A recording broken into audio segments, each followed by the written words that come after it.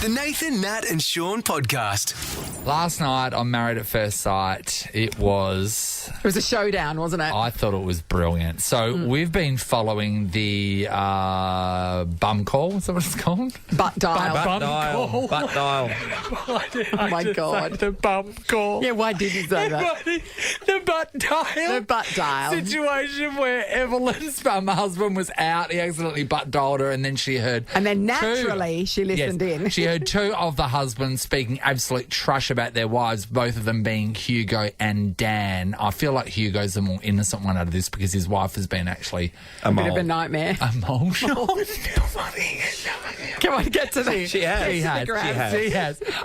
But Dan's the one that really deserved it because he is a deceitful liar. He's been very mean to Sandy. Anyway, so like Evelyn last night at the dinner table, she just got a machine gun out and just like pegging them all.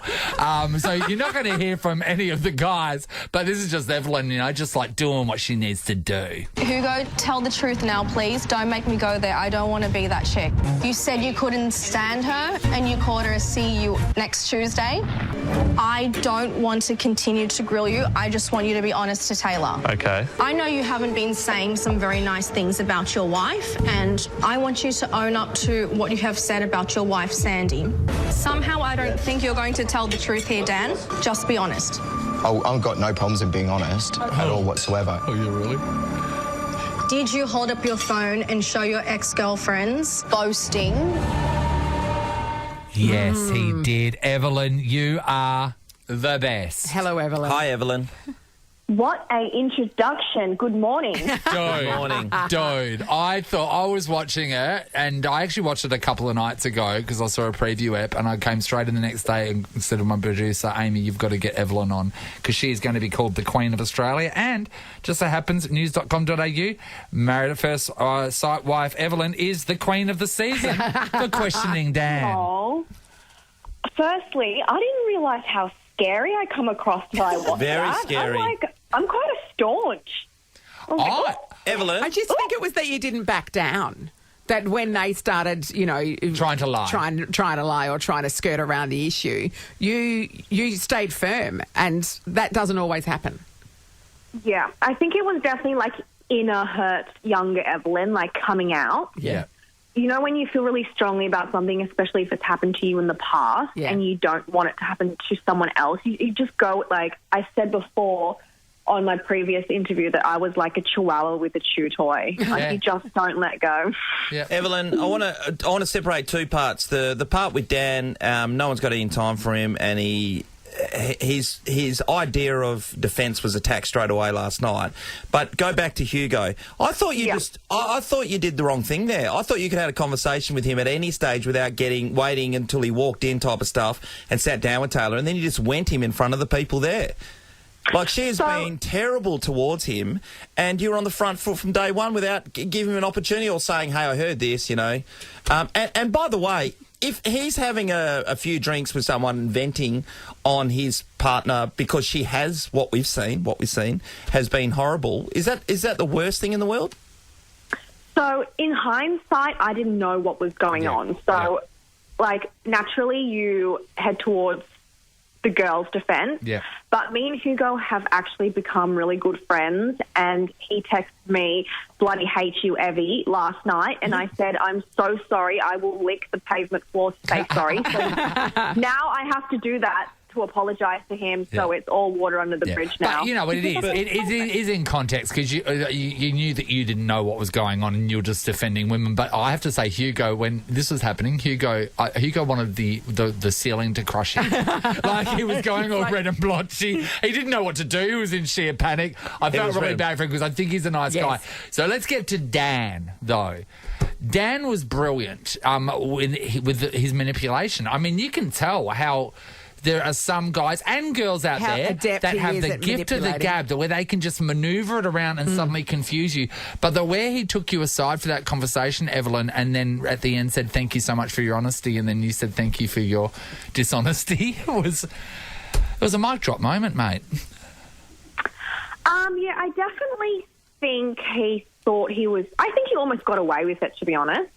I think there was definitely one point of the night where he kind of closed it off and everyone's like, oh, well, we can't really argue with that. And you know what, part of me was like, nah, not letting this go, not today. So when we got pulled aside, I think he really felt cornered, and I think that's when we, like, really saw, like, true Dan. Yeah. Well, first of all, he shouldn't be on the show. Obviously, he's doing that. He's there because the producers, everybody wants to be on there. Sandy shouldn't be on there either because she's getting treated like hell and she keeps buttering up all the time. But my question to you, Evelyn, how the hell did you get on this show? Firstly, you're hot as chips. It's not as though you're going to be fighting. You mean, why did you? Yeah, and so then I go, is it because it's just reality TV? You were on Big Brother before, so over in the UK, so then you come over and go, here's an opportunity to get back on, or what? Because how could you not find a man? Let's be honest. Well, I guess it might just come down to my personality then, doesn't it? Because, Sean, you this morning didn't particularly like her personality before. No, I thought your attackiness, particularly to Hugo, was terrible. That's what I thought. Because you can have a conversation before you start going people. Because yesterday I was raving about you, Evelyn. I was going, oh, my God, we're going to get Evelyn. She's so amazing. Then Sean said, the first thing we walked in, he goes, oh, your mate last night. Oh, is that so? Yeah, that's true. That's true. Yeah. It's all coming out now. So Evelyn, why can't you get a partner? Mate. I think people just have this assumption because I guess just because you arguably think that I'm good looking that it's easy for me, but it's not the case. Like, meeting someone special, it's hard work. It takes a lot, and I almost think it's kind of harder when people are intimidated by you, which I do get a lot. It's also really hard when people don't find you attractive for saying. I think it's a lot harder, though. That's the hardest thing you go Just through. speaking on my behalf. Evelyn, do you think that, I mean, have you watched the show before? Have you seen previous series? I saw snippets of the last series, and I kind of thought, you know what, the guys actually Evelyn, I'm calling you out on that. Come on, mate. But the reason I ask is that if you are genuinely looking for love from a guy that's going to treat you well, historically those guys don't go on this show.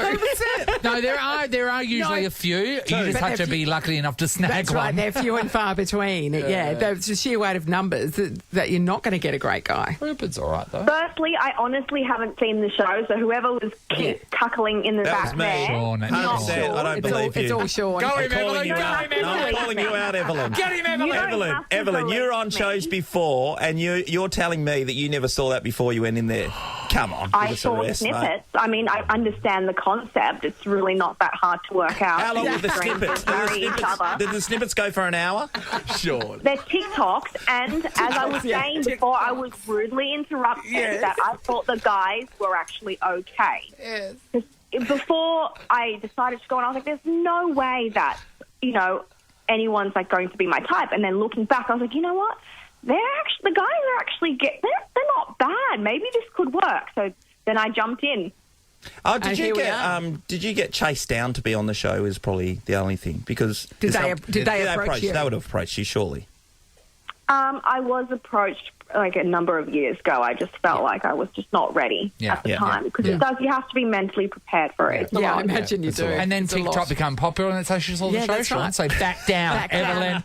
Next time we want him put in his place, we're going to call you. Yeah. Who, me? I'll take you on any day, mate. I'll call you out all day long. Oh, my God. Give me strength. Thank you for your time, Evelyn. Anyway, Evelyn, I thought you were great.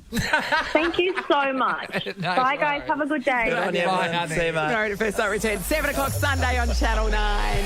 Nathan, Nat, and Sean is a Nova podcast. For more great comedy shows like this, head to novapodcasts.com.au. Nova.